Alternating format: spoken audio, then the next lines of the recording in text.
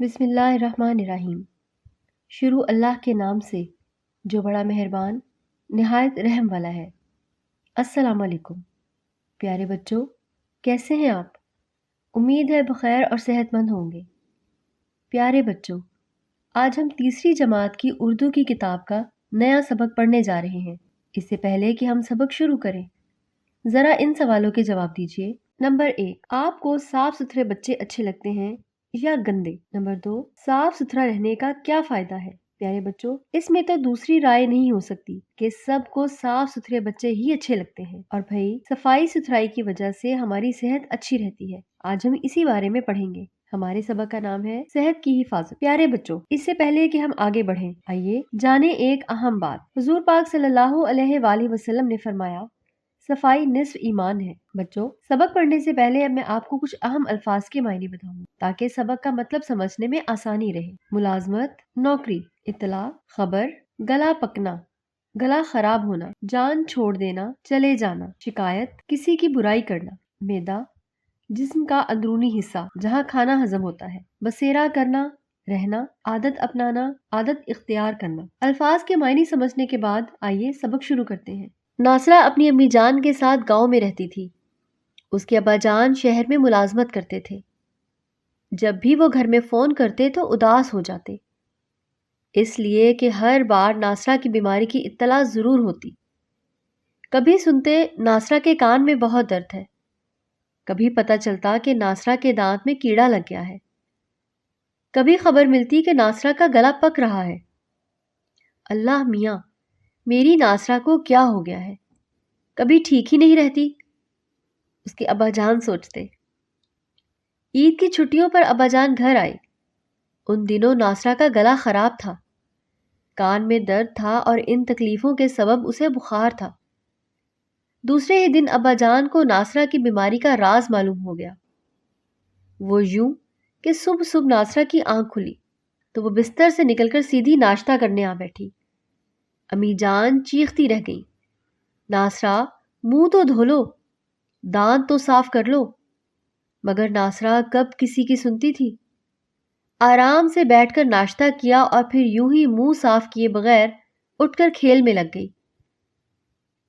تھوڑی دیر کے بعد ابا جان نے ناصرہ کو اپنے پاس بلایا اور کہنے لگے، ناصرہ بیٹی، کیا تم چاہتی ہو کہ بیماریاں تمہاری جان چھوڑ دیں؟ پیارے بچوں، یہاں پر ذرا ٹھہریے، میں آپ سے ایک سوال کرتی ہوں تاکہ پتہ چلے کہ آپ کے سبق توجہ سے سن رہے ہیں یا نہیں۔ سوچئے اور بتائیے، بستر سے اٹھنے کے بعد ناصرہ نے کیا کیا؟ وہ بستر سے نکلنے کے بعد سیدھی ناشتہ کرنے آ بیٹھی۔ جی ہاں، آپ کا جواب درست ہے۔ ناصرہ نے جواب دیا، جی ابا جان، کیوں نہیں؟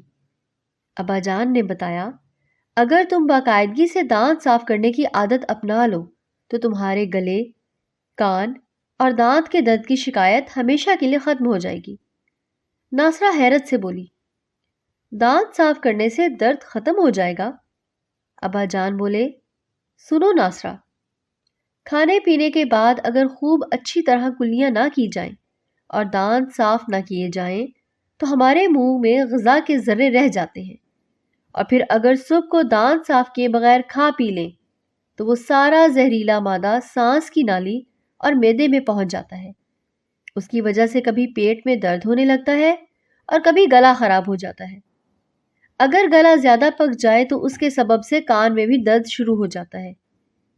ناصرہ نے پوچھا، ابا جان، دانت میں کیڑا کیسے لگ جاتا ہے؟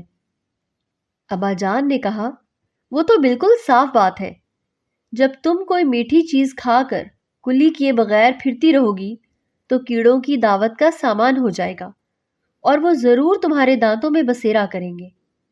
ناصرہ کچھ ڈر سی گئی اور بولی، اف، دانت صاف نہ کرنے سے اتنی بہت سی تکلیفیں اٹھانی پڑتی ہیں، مجھے معلوم ہی نہ تھا۔ میری توبہ ہے، اب میں ہر روز صبح اٹھ کر دانت صاف کروں گی۔ خیر، اس کے بعد ناصرہ نے دانتوں کی صفائی کی عادت اپنا لی۔ ناصرہ نے یہ عادت کیا اپنائی؟ بیماریاں تو گویا گھر کا راستہ ہی بھول گئیں۔ پیارے بچوں، آپ کی توجہ سبق کی طرف ہے نا؟ اچھا تو پھر سوچئے اور بتائیے، بیماریاں کیوں گھر کا راستہ بھول گئی؟ اس لیے کہ اس نے دانتوں کی صفائی کی عادت اپنا لی۔ آپ کا یہ جواب بھی درست ہے۔ ایسے ہی توجہ سے سبق پڑھتے رہا کریں۔ لیجئے بچوں، ہم نے سبق پڑھ لیا ہے۔ سبق کے مطابق یاد رکھنے کی باتیں یہ ہیں۔ یاد رکھنے کی باتیں: صحت اور صفائی کا آپس میں گہرا تعلق ہے۔ دانتوں کی صفائی کا خیال رکھنے سے دانت، گلے اور کان کے درد سے نجات مل جاتی ہے۔ پیارے بچوں، ہم نے سبق پڑھا، اب ہم مشق کریں گے، لیکن اس سے پہلے آپ نے کچھ کام کرنے ہیں۔ کچھ بچے باری باری بآواز بلند سبق پڑھیں گے اور ایسے پڑھیں گے جیسے میں نے پڑھا ہے، یعنی درست لب و لہجے، تلفظ، تاکید اور ٹھہراؤ کے ساتھ۔ جب چند بچے پڑھ لیں گے تو سب بچوں نے خاموشی سے سبق کا مطالعہ کرنا ہے اور سبق سمجھنا ہے۔ جہاں مشکل پیش آئے گی تو استاد صاحب آپ کی مشکل حل کر دیں گے۔ اس کے بعد ہم مشق کریں گے۔